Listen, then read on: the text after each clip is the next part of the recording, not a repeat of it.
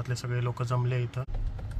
गावामध्ये चोर आल्यानंतर काय होतं हे तुम्हाला ब्लॉगमध्ये समजणार आहे. तर मी आणि कान्हा रेडी झालेलो होतो कारण आम्हाला जायचं होतं मंदिरावरती. आमच्या गावामध्ये हरिनाम सप्ताह चालू आहे, तर त्याच्यामध्ये आमची पंगत होती. तर त्यासाठी मी, पायल, कान्हा आम्ही निघालो होतो मंदिराकडे. घाईगडबडीत मी पायलला घरामध्येच कोंडून घेतलं होतं. थोड्याच वेळात आम्ही सगळे निघालो मंदिराच्या दिशेने. ज्ञानेश्वरी पारायण वाचायला बसलेल्या सर्व भाविकांसाठी आज आमच्याकडून नाश्त्याची पंगत होती. त्यासाठी आम्ही मस्त उपमा बनवलेला होता आणि त्यासाठी आमच्या घरातले सर्व फॅमिली मेंबर्स तिथं उपस्थित होते. आम्ही पोहोचेपर्यंत सुनील आणि गावकऱ्यांनी मिळून नाश्त्यासाठी लागणाऱ्या सर्व प्लेट्स भरून ठेवले. पारायण वाचणाऱ्या सर्व मंडळींनी पंगत तर धरलेली होती. सर्वांना एक एक नाश्त्याची प्लेट दिली आणि हे सगळं बघण्यासाठी कान्हा एकदम एक्साइटेड झालेला होता. सर्व लोक इकडून तिकडून फिरत होते आणि हे कान्हासाठी सगळं नवीनच होतं, त्यामुळे तो खूप एन्जॉय करत होता. आलेल्या सर्वांनी मस्त नाश्ता केला आणि त्यानंतर आम्ही घरी पोहोचलो. घरी आल्यानंतर कान्हाचे नखरे सुरू झालेले होते आणि कान्हासाठी एक नवीन खेळणं पण आलेलं होतं. कान्हाचे काका आणि काकीने त्याच्यासाठी एक नॉडी नावाचं खेळणं आणलेलं होतं आणि कान्हाला ते फार आवडलेलं होतं. आजकाल इतकं ऊन पडायला लागलं की दिवसभर आम्ही कान्हाला बाहेरच काढत नाही. संध्याकाळ झाली की ओला कपडा त्याच्या अंगावर टाकून मगच आम्ही त्याला घराच्या बाहेर काढत असतो. रात्र झालेली होती आणि आम्हाला बातमी मिळाली की आमच्या घराजवळ चोर आलेले आहेत. चोरांना शोधण्यासाठी मी क्रेटा काढली आणि क्रेटाच्या लाईट्स मध्ये मी चोरांना शोधण्याचा प्रयत्न करत होतो. खरंच गावामध्ये चोर आलेले होते की अफवा होते हे तर काय आम्हाला समजलं नाही, पण आम्ही पूर्ण मेहनतीने चोरांना शोधायचा प्रयत्न केला, पण चोर काय सापडले नाही. त्यानंतर आम्ही घरी पोहोचलो. गावामध्ये कोणतीही बातमी एकदम वाऱ्यासारखी पसरून जाते, याचंच हे एक्झाम्पल आहे. लोक बोलले चोर आले तर सर्व गाव तिथे जमा झाले. गावाची सेफ्टी आणि प्रिकॉशन म्हणून सर्व नागरिक तिथे जमा झालेले होते. त्यानंतर आम्ही घरी येऊन एक एक किस्सा सांगायला सुरुवात केली. कोण म्हणत होतं त्याने चोर कुठं बघितला, कोण म्हणत होतं कुठं बघितलं.